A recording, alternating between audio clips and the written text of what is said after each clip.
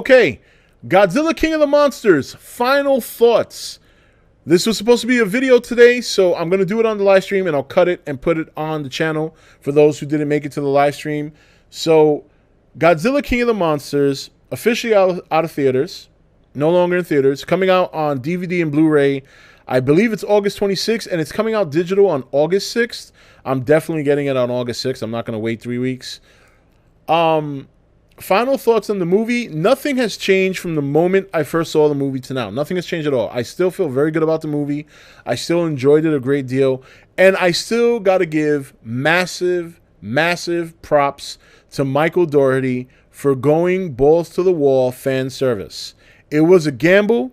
Unfortunately, from a money-making perspective, it didn't appeal to the general audience. He didn't make it for the general audience. He took a very opposite approach of what Gareth Edwards did. Gareth Edwards clearly said he was making it for everyone. Michael Dougherty made it for Godzilla fans, and God bless him for that. It was a big gamble. I hope it doesn't prevent him from ever doing something like that again. Like if he's making a movie and he's got a big passion for it, I hope he continues to take a gamble because,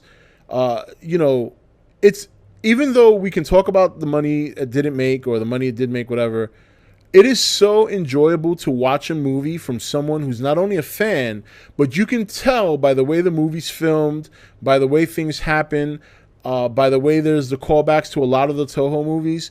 It's such a great appreciation to watch a movie, and you can tell from watching it that the person who made the movie had a lot of fun. They enjoyed it. They did what they wanted to do. And you know what?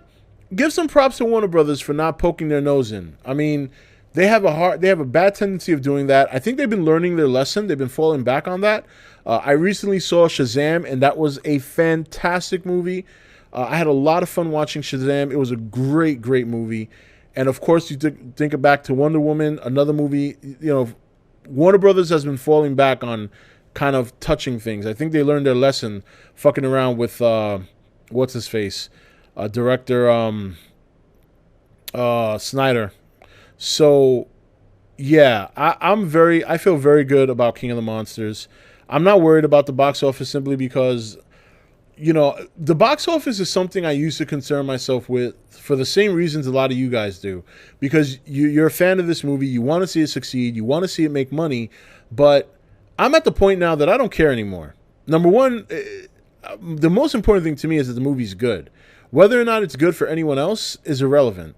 I don't take critics seriously nearly as much as I used to because we're in an age now where clickbaiting is the thing. The more negative you talk about things and the more negative things you write about, the more traffic you get. That's just how society is. You can give a whole slew of great news and it's just not going to bring in the same amount of people. And when you read some of the things critics write in their reviews, you can easily differentiate a critic who's being legitimately sincere and a critic who is purposefully trying to be vile so they can get all the clicks they require to keep them relevant. It's unfortunate because this does affect some of the viewership, but I think over time, people will start to learn and start to be able to pick out what's crap and what isn't when it comes to reviews. The other reason I don't care about the box office that much anymore is because, well, quite frankly, I'm not seeing any of that money, so it doesn't matter to me. I didn't invest anything in it. I'm not the one that's going to see a percentage of that when it comes back, so I'm not going to let it bother me. I do wish it would have done better at the box office for the sake of the franchise, but it's not over yet. I think it's safe to say that Godzilla vs. Kong will be the deciding factor as to whether or not we're going to see more Godzilla movies. So box office wise, it finishes, I think last I checked, was $382 million. As I said,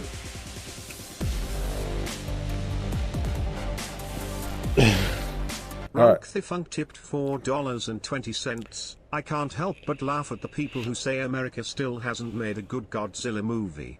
It's like, did we see the same movie? This movie was so classic Godzilla it hurts.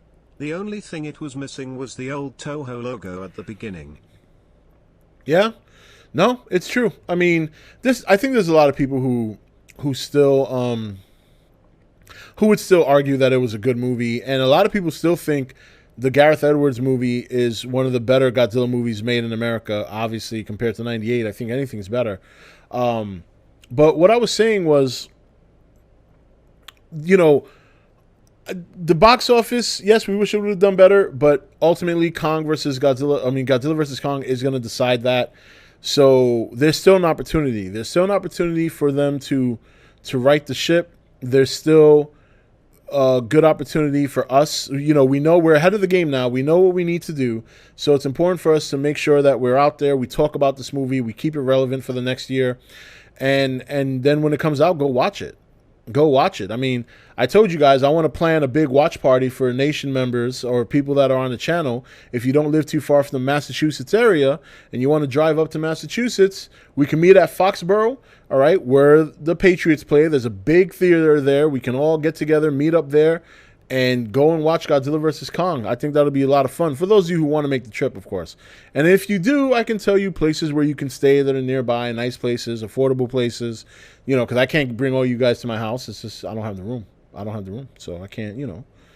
Unless y'all want to camp out in the backyard, you're more than welcome. There's a lot of cats that, you know, roam around at night. So, but in terms of the DVD, a lot of good content's going to be on there. I think it was almost 5 minutes worth of deleted scenes, so that should be a lot of fun. And I am looking forward to all that content. Best thing is, I'm impatient. So like I said, I'm going to buy the digital copy. But the good thing is that the digital copy is also going to have all that content. So when that comes out on August 6th, I am going to be up all night watching every bit of content. And then I'll review it or whatever. We'll talk about it on video. We'll talk about it on stream. I'm looking forward to a lot of that content. I think it's going to be really good. And I'm looking forward to the deleted scenes. I believe I have a list here of the stuff that's going to be on there. So let me pull it up real quick. Bear with me. La, la, la, la, la. Yeah, I'm definitely... Also, the news that we got the official word that Shin Gojira and the animated trilogy is part of the, I hope I'm saying this correctly, the Reiwa era. So that's pretty cool. That's so now we have that official. There was a lot of speculation about that because Hollywood has their own, you know, since it's America's movies, the monsterverse is its own entity. It's not part of the Japanese empire. So, you know. All right, so what we're going to have on the all the extras on the Blu-ray and digital release.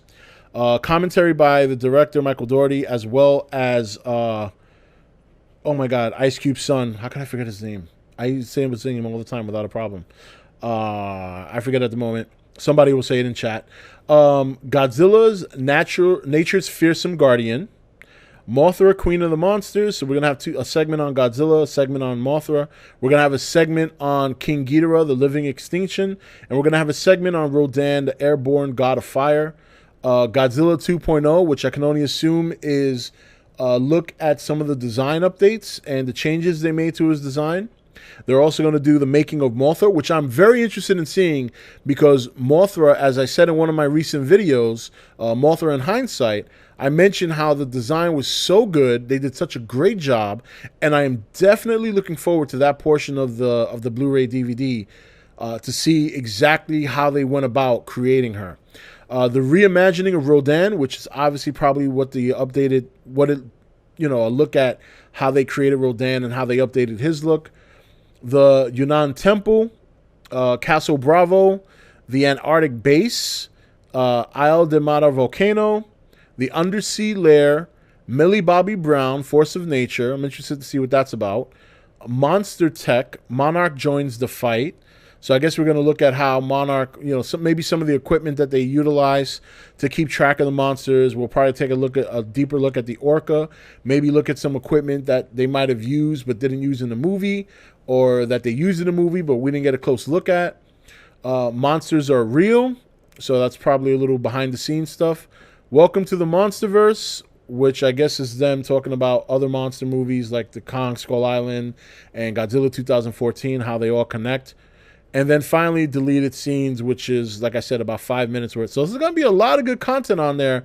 And believe me, we're going to cover it. Like I said, I'm getting the digital on August 6th, and I'm going to watch the whole goddamn thing from the beginning of the movie to the very last deleted scene.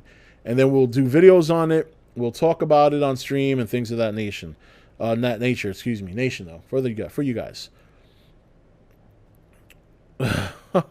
So good stuff there. So overall, my final thoughts on Godzilla King of the Monsters was, look, I think from a cinematic perspective, I think it was a success. It hit all the right notes for fans. Fans who were split about Godzilla 2014, this movie, definitely everybody was on the same page. I don't see too many Godzilla fans that did not enjoy this movie. Of course, everyone's going to have their complaints, and that's understandable. But I think the overall perspective on this movie is that for Godzilla fans, it was a success. Obviously, it wasn't a success mainstream, and that's unfortunate because I think a lot of good work went into the movie. I think Michael Dougherty did a fantastic job. I think the whole team and the design team did a great job keeping to the monster's likeness while also giving them an updated look. I think overall they should be very proud of their work. I'm very happy with the work they did, and I can't wait to get it on Blu-ray and watch it over and over and over and over and over again. I'm gonna watch the shit out of that. So yeah, that's that.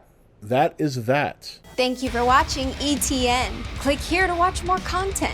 Don't forget to leave a comment. Also, make sure you like and share this video. If you want to know when the next video is up, click the notification bell next to the subscribe button. And most of all, make sure to click that subscribe button for regular content.